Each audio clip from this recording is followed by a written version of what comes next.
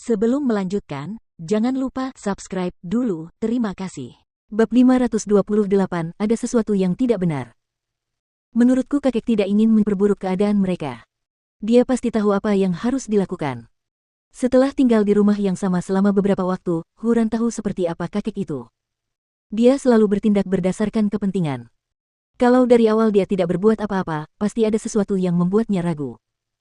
Benar, temanku di industri hiburan memberitahuku bahwa dia telah menemukan beberapa petunjuk tentang masalahmu, kata Seng Bowen kepada Huran tiba-tiba. Saat kamu senggang, kita bisa bertemu. Dia bisa mendapatkan informasi tentang wanita itu. Orang ini adalah paparazi paling terkenal di industri ini. Jika itu adalah sesuatu yang bahkan dia tidak tahu, maka tidak akan ada yang bisa mengetahuinya, jelasnya. Coba saja. Baiklah. Huran mengangguk. Terima kasih, kakak ketiga, karena telah menanggapi masalahku dengan serius. Meskipun kita mungkin bukan pasangan sungguhan, kita tetap sekutu di perahu yang sama.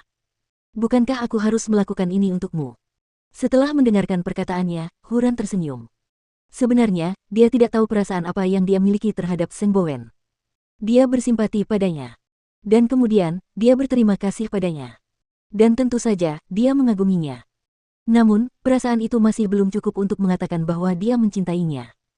Apakah karena mereka baru saja bersama, dan mereka berbagi sedikit pengalaman bersama? Meskipun begitu, Seng Bowen adalah satu-satunya suami di hatinya. Dia tidak berencana untuk mengubah itu dalam hidupnya.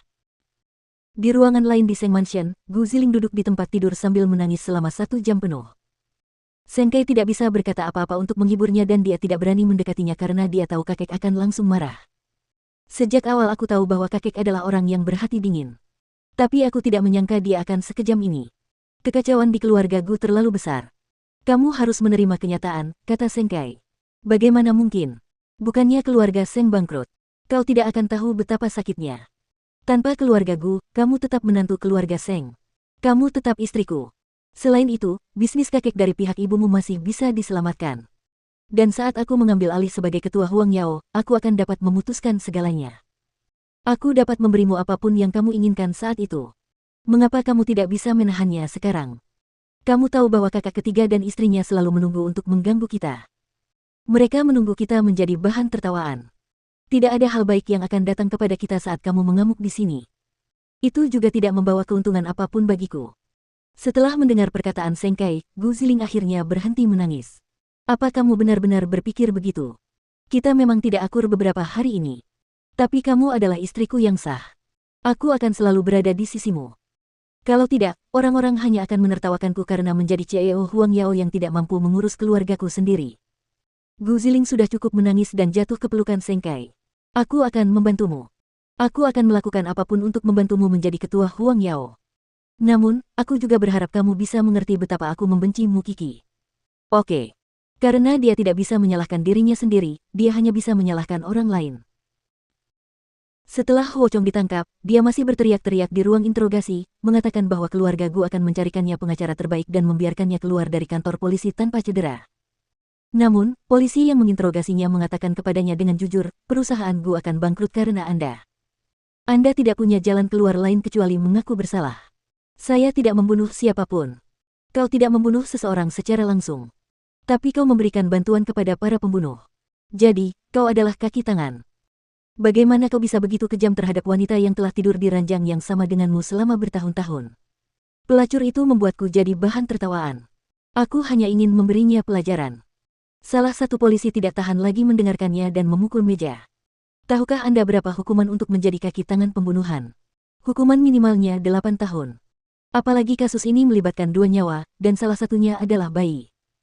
Jika Anda terus menolak menjelaskan semuanya, Anda akan dipenjara selama 15 tahun. Saat Anda keluar, kulit Anda akan terkelupas. Pikirkan baik-baik. Saya tidak ingin membuang-buang waktu saya dengan Anda. Huo Chong memucat ketika mendengar panjangnya hukuman itu. Apakah saya benar-benar harus mendekam di penjara selama itu? Apakah Anda ingin saya mendapatkan kode pidana untuk memverifikasi ini?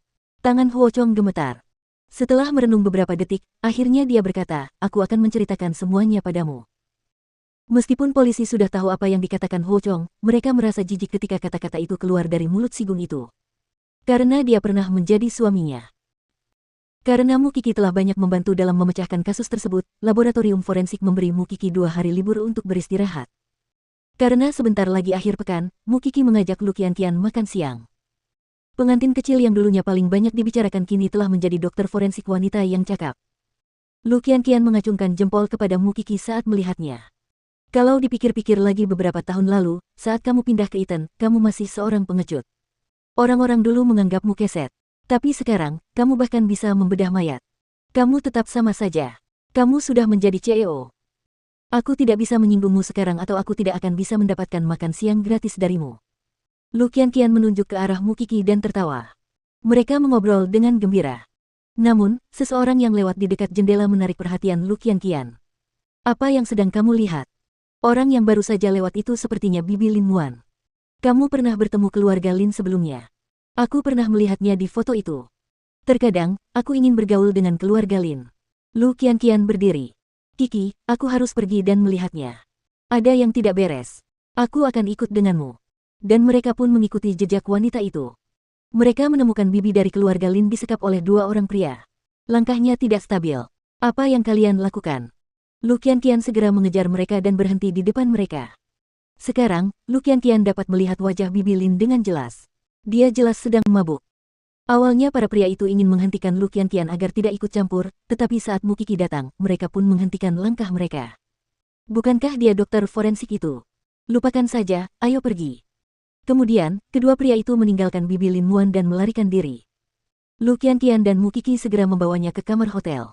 Mereka kemudian menunggu sampai Lin Muan tiba di hotel. Itu benar-benar bibiku.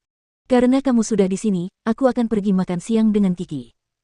Aku yakin semua anggota keluarga Lin tidak akan mau bertemu denganku. Lin Muan mungkin ingin menghibur Lu Qianqian, jadi dia memegang tangannya. Kamu pergi dulu dengan Xiao Qi. Aku akan datang lagi nanti. Baiklah. Lu Qianqian mengangguk dan meninggalkan ruangan bersama Mu Qi. Setelah itu, Lin Muan membangunkan bibinya. Di mana aku? Muan. Wanita di tempat tidur itu menggaruk kepalanya dengan bingung. Dia mencoba menjernihkan pandangannya yang kabur agar bisa melihat Muan. Lin Muan merasa tidak berdaya. Dua pria baru saja membuatmu mabuk. Apakah kamu masih ingat?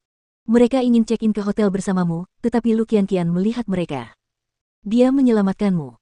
Bibi Lin Muan menggelengkan kepalanya, seolah berusaha untuk sadar. Di mana Lu Qianqian?